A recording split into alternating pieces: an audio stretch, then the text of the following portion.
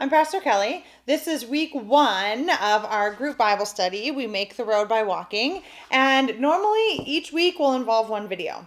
But because I'm a little behind at getting this online, week 1 is actually weeks 1, 2, and 3. So I really apologize, but I promise to make it short. Okay.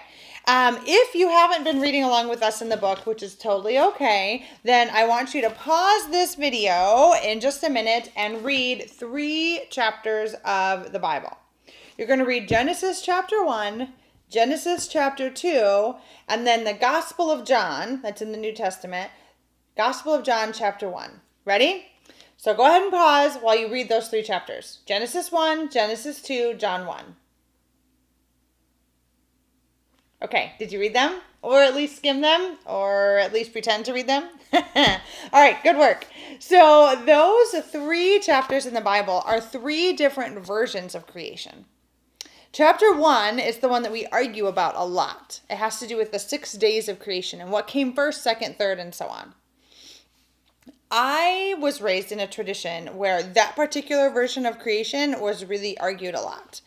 And then it wasn't until I was an adult that I realized chapter 2 of Genesis has a completely different account of creation. It wasn't until I was in seminary that I realized John chapter 1 has yet a 3rd version of creation.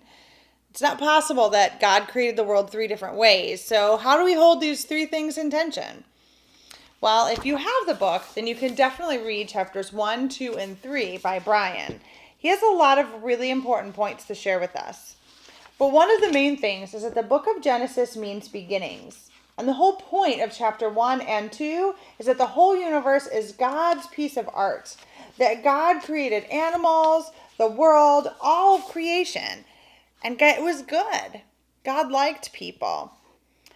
And John is telling us that God is light and love. And that the world is a beautiful place. Life is full of patterns. And creation reveals the wisdom of God in lots of different ways. Of course, sometimes we struggle with these patterns. But the universe is God's creative project, filled with beauty, opportunity, challenge, and meaning. So in the conversation this week online, we're going to have 2 pieces of conversation. 1, what story of creation speaks to you? And how have you, in your own mind, balanced these different interpretive stories of creation? And secondly, are there ways in which you see God's creativity, beauty, opportunity, challenge, and meaning in your world? All right, I look forward to seeing you in the online conversation. We can do this, folks. Join in.